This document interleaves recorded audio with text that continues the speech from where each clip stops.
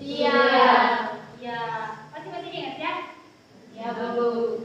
Siap. Coba siapa yang bisa memberikan kembali, menguraikan kembali kira-kira apa manfaatnya kita mempelajari materi fungsi matematika. Ibu akan putarkan videonya. Silakan diperhatikan baik-baik.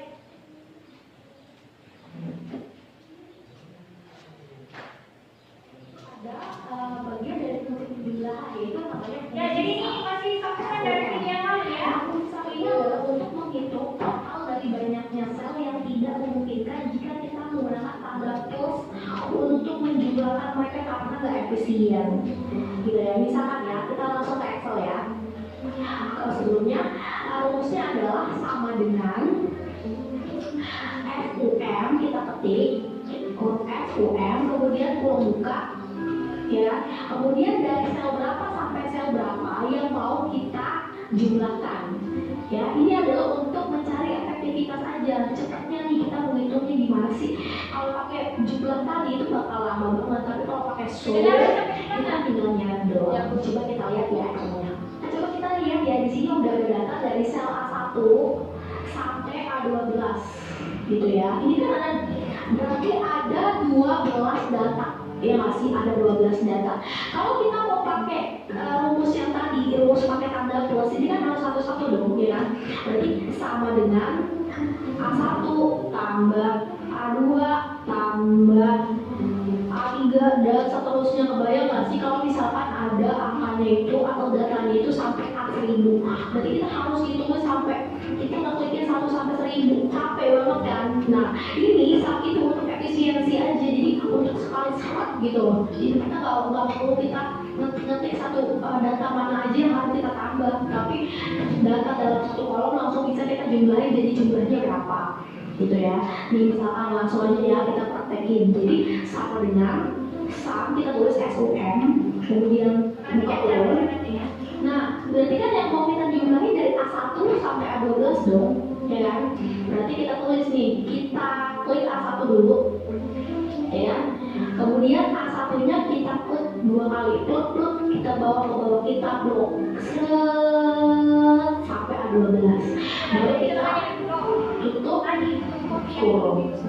Jadi ini dibacanya adalah sama dengan sum buka kurung A1.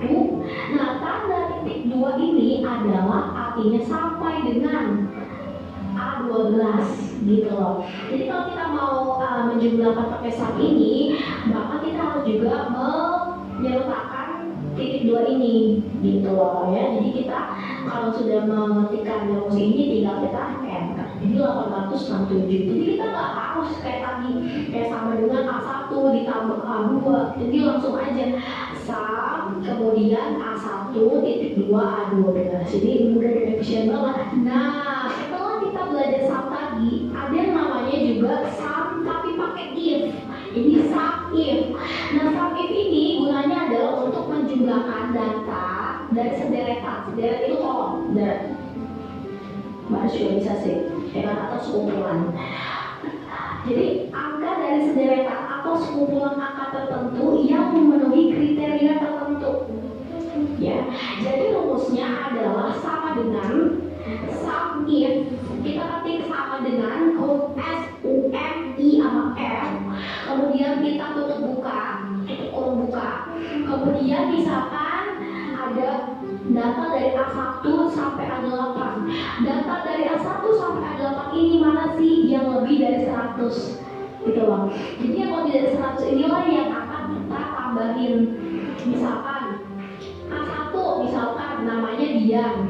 Dia nilainya adalah 90. Kemudian nomor 2 adalah Dini, nilainya 120. Kemudian Dono 130. Maka si Dian ini kan kurang dari 90 dong. Nah, kita akan masuk di mengerjakan LKPD. Namun sebelumnya Ibu akan membagi kelompok, tapi kelompoknya kembali sama dengan minggu lalu ya. Ya, kelompoknya kembali sama dengan minggu lalu, tapi mungkin ada sedikit perbedaan. Mungkin yang di belakang tembok ini, di sebelah tiang ini, mungkin bisa kasih kursinya di sini. Ya, oke, silakan bergabung di kelompok masing-masing. Nanti Ibu bagikan LKPD.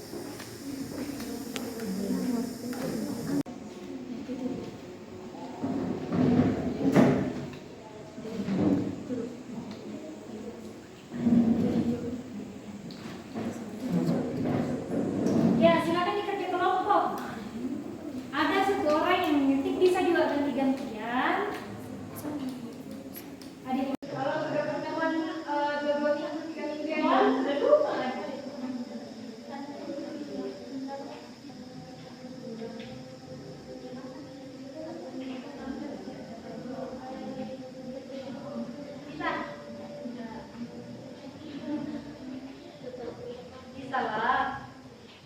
Bu, ya.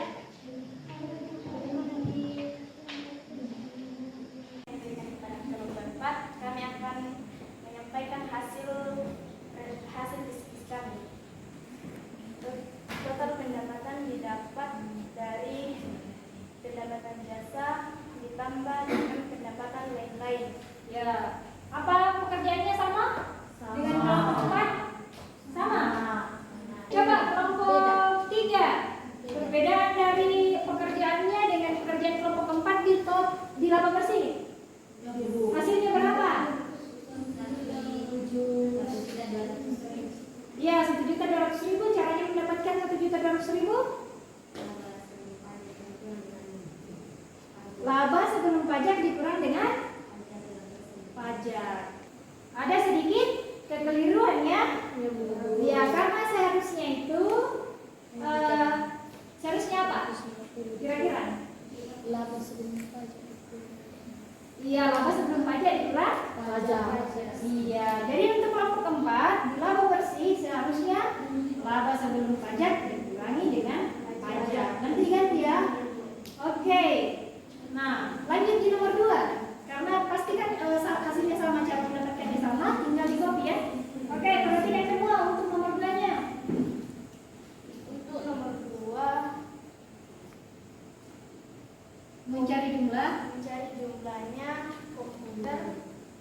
mencari jumlah komputer 10 unit dikali dengan 4 juta menghasilkan 40 juta. ya, tepuk tangan. Jadi untuk pekerjaan untuk nomor 1 dan nomor 2 itu semua sudah sama ya, kecuali tadi yang ada kekeliruan dari kelompok 4 di laba bersihnya, tetapi selebihnya sama ya. Oke. Kan hasil pekerjaannya di komputernya nanti Ibu akan periksa.